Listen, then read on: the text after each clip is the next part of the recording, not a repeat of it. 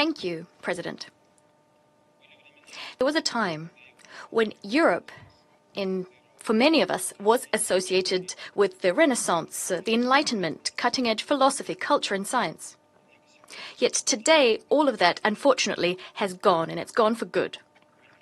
Voltaire, Rousseau, Kant, and other leading philosophers have been replaced with the von der Leyens, the Callises, and the Johnsons, as well as other small-time blinkered Russophobes, thanks to their efforts, the primitive hatred for our country, and an attempt to portray Russia as the main threat to pan-European security, is, before our very eyes, becoming the only ideology of European states. They're trying their utmost to make the next generation forget the bitter experience of predecessors of today's Euro-integrators. For instance, the experience of Napoleon and Hitler, who suffered defeat at our country's hands, for which Europe paid a lengthy and painful price. Any events are immediately interpreted through an anti-Russian prism. The very idea that war with Russia is unavoidable is being frantically pounded into the heads of the European populace. Russia is being branded all sorts of things, portrayed as an enemy, not even going to the trouble in principle of using facts or evidence. When these assertions turn out to be false, no one even thinks about apologizing for spreading such blatant lies. Today, we will have an excellent opportunity to see this for ourselves, given that in the room we have a lot of European extras. These extras will, as per usual, will be letting their imaginations run wild regarding the threat from Russia. This paranoia has reached never-before-seen heights. Just last week, we were compelled to listen in this chamber to groundless accusations about supposedly Russian UAVs entering Polish airspace. Not a single piece of evidence that these drones were of Russian provenance has been provided to date. It's telling that just a few days later, we heard that the incident involving damage to the roof of a residential house in Lublin province, which was a key component of this anti-Russia campaign, in reality was the result of a missile erroneously being dropped from a Polish fighter jet. The Polish Prime Minister, Tusk, today recognized that not a single drone that was found contained explosives. Not a single one posed a threat to civilians.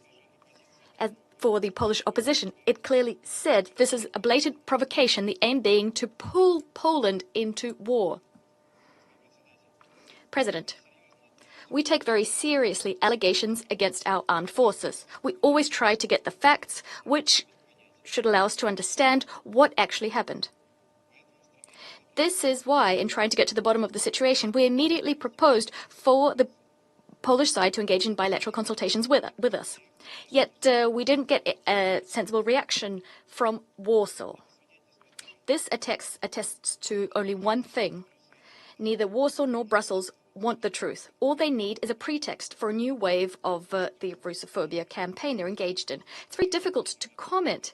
Our European neighbors are inculpating themselves so obviously. Anyone of sound mind, anyone who is familiar with elementary logic would never say such a situation is normal.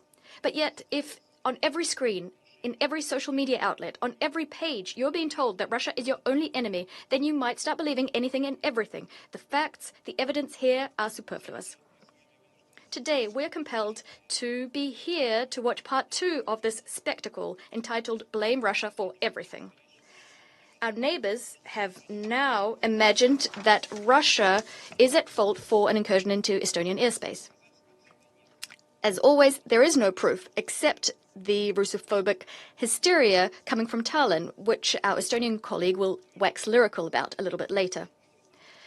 As for the facts prove that on the 19th of September, 3 Russian MiG 31 fighter jets conducted a planned flight from Karelia to an airbase in Kaliningrad Oblast, carried out in strict accordance with international airspace use rules. The Russian aircrafts did not stray from the agreed route, nor did they cross into Estonian airspace. Their flight was over the neutral waters of the Baltic Sea, over 3 kilometers from the island of Vindlo. Flight recorded data confirm this. If Estonia wanted to, it could have checked this itself.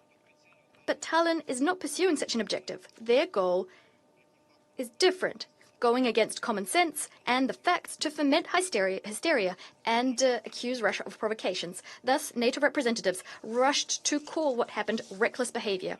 And the head of European diplomacy, who also happens to be Estonian, called for a firm stance in support of the Baltic states. To be perfectly frank, our European colleagues deserve our sympathies. After all, the project they'd been building on our borders for years, the anti-Russia project, and this is what Ukraine was actually turned into after 2014, this project is coming apart at the seams, discrediting itself. Ukraine became the Zelensky concentration camp long ago. It's not sparing its people. They're dying by the thousands every day in a senseless meat grinder in the name of Western geopolitical interests. The Zelensky regime has turned its country into a symbol of corruption, outright theft, violations of human rights, the freedom of religion, and the freedom of speech. In European capitals, despite all of this, they continue to laud so-called Ukrainian achievements, giving money and weapons to the Kiev regime, although they're clearly increasingly ashamed of their own puppets. However, they can't understand how to disentangle themselves from this fix.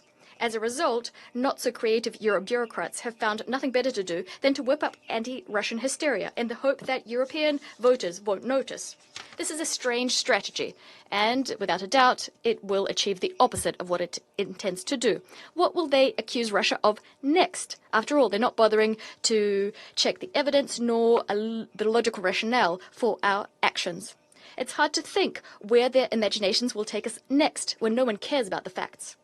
President, without a doubt, we understand that the hysteria of our European colleagues is also directed at trying to return the new U.S. administration, including President Trump, to an anti-Russia course. It's aimed at undermining the understandings and undertakings entered into by Russia and the U.S.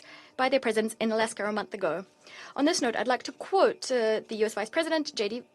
Vance, who, at the Munich Security Conference at the start of this year, voiced some uncomfortable conclusions, uncomfortable for Europe.